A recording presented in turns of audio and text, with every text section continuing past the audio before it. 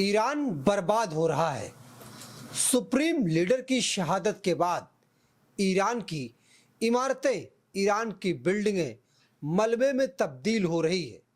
America, Israel लगातार Iran को मलबा बनाते हुए जा रहा है और इस बार ईरान से ऐसी खबर सामने आई कि ईरान को समर्थन करने वाले लोगों का दिल टूट गया है।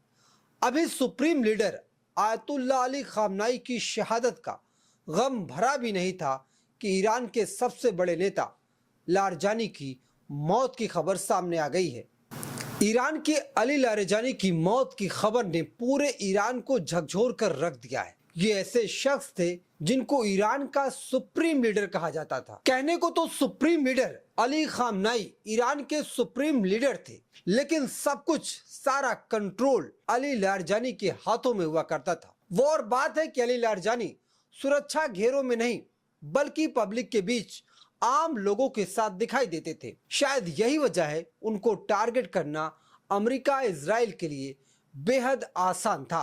अब जो खबर सामने आई है उसे जानेंगे तो आप हैरान रह जाएंगे। अमेरिका इजराइल की एयर स्ट्राइक में कैसे अली लारजानी की मौत हुई और उसके बाद इजराइल और अमेरिका ने मिलकर के साझा बयान जो दिया वो आने वाले समय में ईरान के लिए कयामत से कम नहीं है। दरअसल अली लारजानी के मौत के बाद अमेरिका और इजराइल ने साझा बयान में एक बड़ा ऐलान किया है। ऐसी चेतावनी दी है जिसे जानकर ईरान के लोगों में डर बैठ गया होगा। इजराइल ने साफ तौर पर कहा कि अली लारजानी पूरे ईरान को कंट्रोल करते थे और वो ऐसे नेता थे, वो ऐसे पद पर मौजूद थे कि ईरान के राष्ट्रपति को फैसला लेने से ठीक पहले अली लारजानी को बताना पड़ता था कि ईरान को लेकर के ये फैसले पर विचार कर रहा हूं।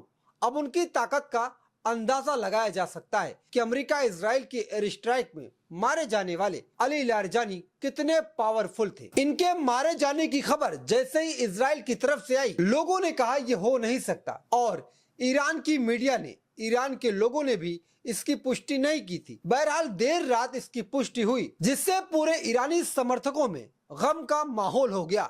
एक बार फिर ईरान के पत्रकार इस खबर को पढ़ते पढ़ते रो पड़े, क्योंकि लारजानी ईरान की रीढ़ की हड्डी कहे जाते थे। सुरक्षा से लेकर के दुनिया के बड़े बड़े देशों से ईरान के अच्छे संबंध बनाने में लारजानी का बड़ा योगदान था। लारजानी खुद तो शहीद हुए, उनके साथ साथ परिवार के कई लोगों की भी मौत हो गई है, जिनमें उनका जवान बेटा भी शामिल था। अली लारजानी अभी 4 दिन पहले ही जब कुद्स का प्रदर्शन हो रहा था, उस दौरान बिना सुरक्षा के वो ईरान की सड़कों पर टहलते हुए दिखाई दिए थे। अक्सर उनको जनता के बीच बिना सुरक्षा के देखा जाता था। लारजानी जब अपने साथ अपने घर में मौजूद थे, उनके बच्चे भी थे, साथ में IRGC के बड़े कमांडर भी मौजूद थे जब अमेरिका इजराइल की तरफ से ये बमबारी शुरू हुई। इनकी शहादत के ठीक बाद इजराइल की तरफ से एक बड़ा बयान सामने आया, जिसे जानकर ईरान के लोगों में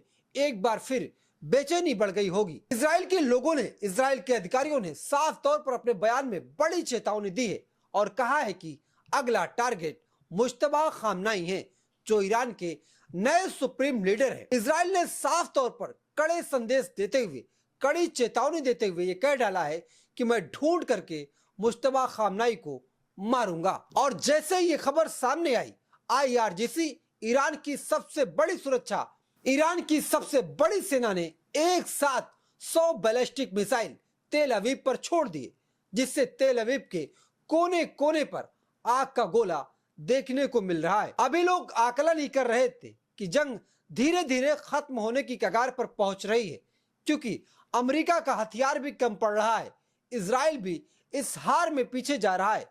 लेकिन अब लगातार ये जंग और उग्र होती हुई दिखाई दे रही है। कैसे अमेरिका, इजराइल और ईरान के बीच की ये जंग शांत होगी और पूरी दुनिया राहत की सांस लेगी। उधर अमेरिकी राष्ट्रपति ट्रंप बार बार अपने सहयोगी नाटो से दबाव बनाने की कोशिश कर रहे हैं कि वो ईरान के साथ मिलकर इस जंग में शामिल हो और ईरान पर जमकर हमला करे, जबकि नाटो के सभी देश लगभग अमेरिकी राष्ट्रपति के बयान से मुकरते हुए दिखाई दिए। उन्होंने साफ तौर पर ईरान से जंग लड़ने के लिए मना कर दिया है। तो वहीं दूसरी तरफ अमेरिका की सबसे बड़ी एजेंसी जो अक्सर किसी देश पर कार्रवाई करती है, उसके चीफ ने यह कह के इस्तीफा दे दिया कि हम ईरान के खिलाफ जंग लड़ना नहीं चाहते क्योंकि ईरान हमारे लिए खतरा नहीं था।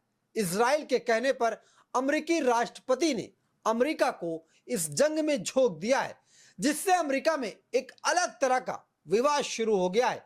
और अमेरिकी राष्ट्रपति ट्रंप ने साफ तौर पर कहा, जिस अधिकारी ने अपने पद को ठुकराया है वो बेहद कमजोर था और उसको पद से पहले ही इस्तीफा दे देना चाहिए। बता दूं कि अमेरिका की उस एजेंसी का नाम आतंकवाद विरोधी एजेंसी है, जो मैं हिंदी में बता रहा हूं। यानी कुल मिलाकर के ईरान को भी अमेरिका किसी आतंकी संगठन से कम नहीं समझता है और शायद यही वजह है कि लगातार ईरान पर हमलावर है।